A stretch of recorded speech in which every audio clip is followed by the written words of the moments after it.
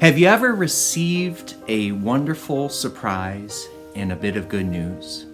Good news can come to us in many shapes and forms, sometimes in health or healing, or in the birth of a child, or job opportunity, or a learning opportunity, or a life opportunity.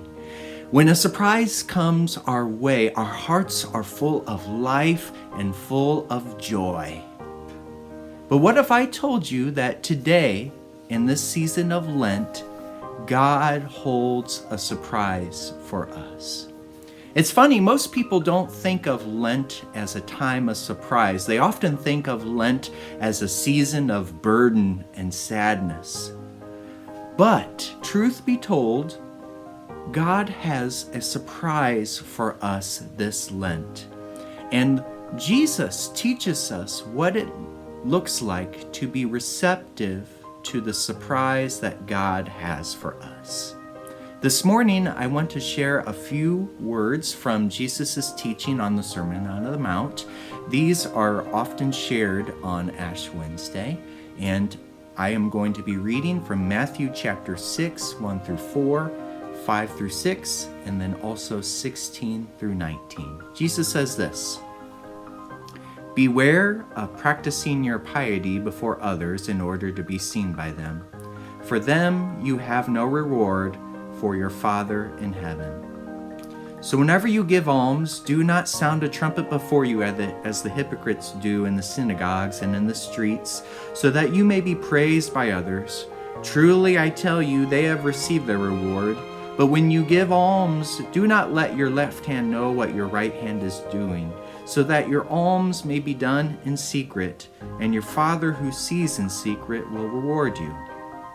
And whenever you pray, do not be like the hypocrites, for they love to stand and pray in the synagogues and at the street corners, so that they may be seen by others. Truly I tell you, they have received their reward. But whenever you pray, go into your room and shut the door and pray to your Father who is in secret, and your Father who sees in secret will reward you. And whenever you fast, do not look dismal like the hypocrites, for they disfigure their faces so as to show others that they are fasting. Truly I tell you, they have received their reward. But when you fast, put oil on your head and wash your face, so that your fasting may not be seen by others, but by your Father who is in secret. And your Father who sees in secret will reward you."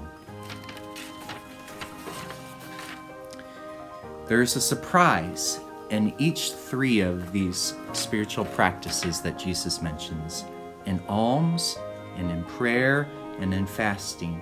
And all three of these, Jesus warns about not being like the hypocrites. For Jesus' audience, they would have imagined that the hypocrite as a masked actor on a stage, playing a part and putting on a good show.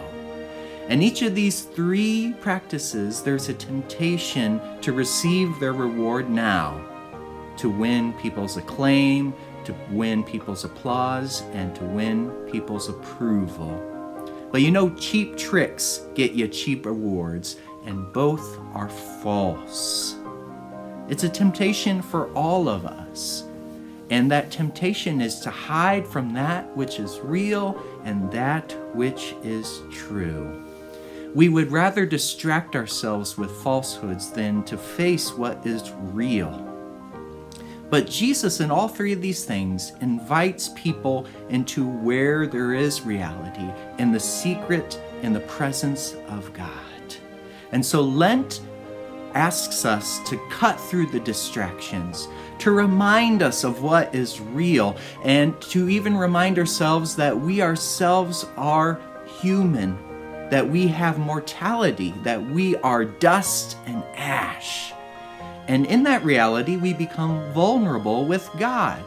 We become real in our giving, real in our prayer, and real in our fasting.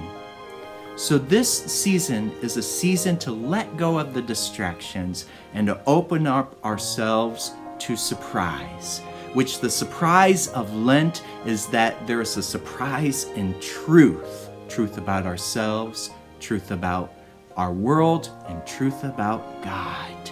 And remember the words of Jesus when he said, "The truth shall set you free."